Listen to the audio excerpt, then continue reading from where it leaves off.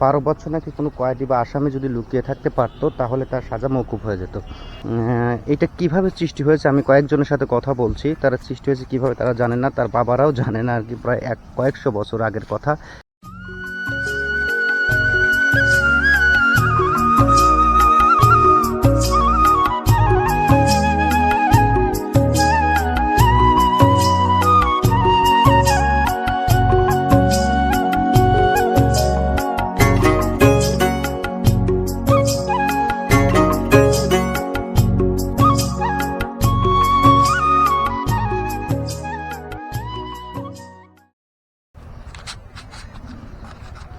আসসালামু আলাইকুম ভিউয়ার্স, আজকে আমি এসেছি পাবনা জেলার ঐতিহ্যবাহী ফরিদপুর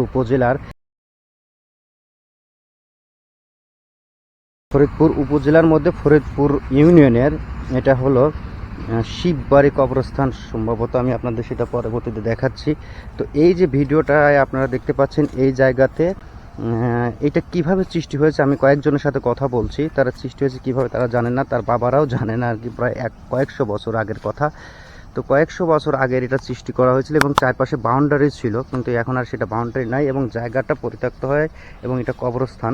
তাই আমি ভিতরে প্রবেশ করছি না, একটু দূর থেকে আপনাকে দেখাচ্ছি। তো এইখানে কথিত আছে একজন কয়েদি 12 বছর লুকিয়েছিল। তো তবে সে সময়ের কথা ছিল যে 12 বছর নাকি কোনো কয়েদি বা আসামি যদি লুকিয়ে থাকতে পারতো তাহলে তার সাজা মওকুফ হয়ে যেত।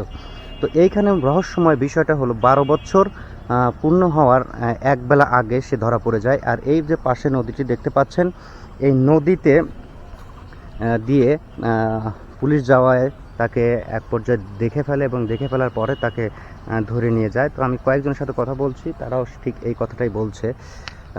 তো এই দেখুন জায়গাটা আসলে সত্যি রহস্যময়। পৃথিবীতে অনেক জায়গায় রহস্যময় হয়েছে।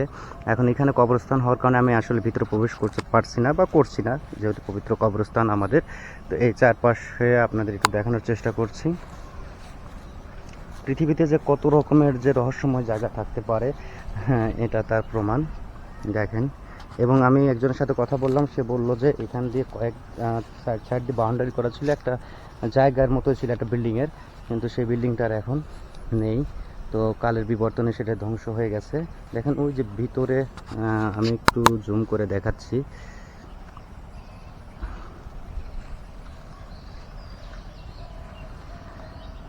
সত্যি একটা রহস্যময় জায়গা।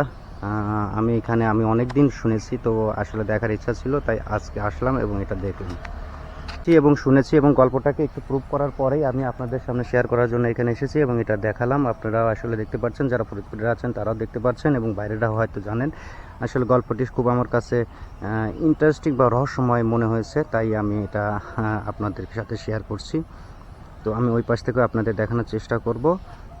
এটা আমি একটু জুম করে দেখানোর চেষ্টা, এই যে জুম করলে এখানে দেখেন ভিতরের একটু রহস্যময় জায়গা সত্যি।